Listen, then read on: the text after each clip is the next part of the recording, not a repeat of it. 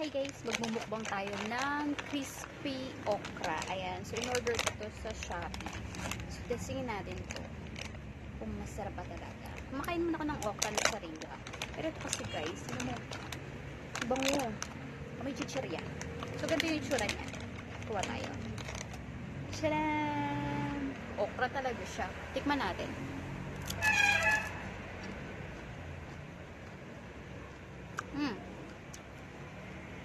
Masarap. Hindi na siya malaway.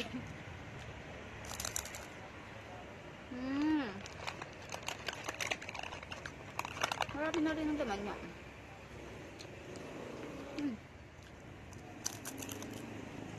Ang sarap. Pwede ito sa mga kids na hindi mo mapakain ng gulay. Pwede ito. Mga buto pa rin talaga ito. Ang galing.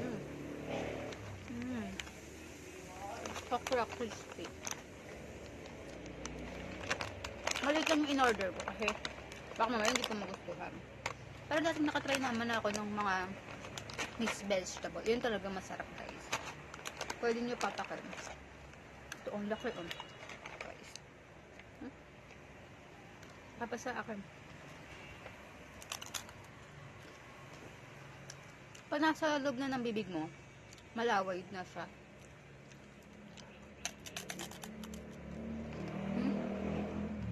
May buto. Masarap. Pwede na.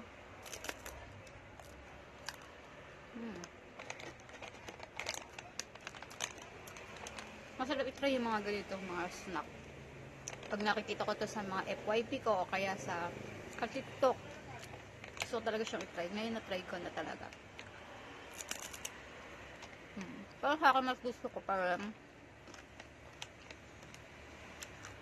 yung mga dried na vegetable. Mas masarap yun.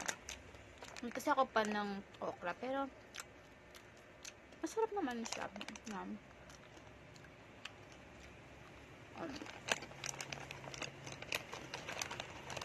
Tapos may siplak din siya. Para kung gusto mong itabi, mamaya mo pwede rin. Hindi na siya kukunat kasi meron siyang siplak. Kaya, mamaya meriendahin ko pa ulit. Okay, isa pa. Parang habang tumatagal, sumasarap siya. Ito, malaki. Malaki oh.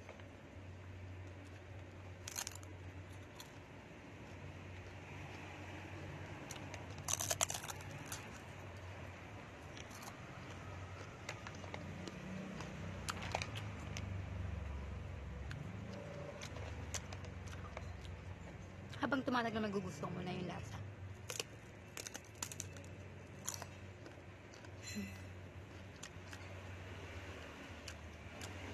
Mas healthy itong mga chichirya na ganito.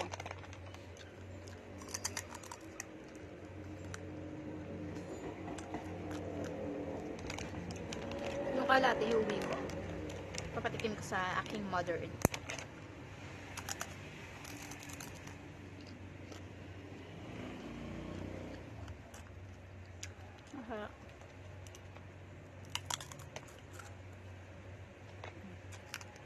Ang dami ng buto sa loob.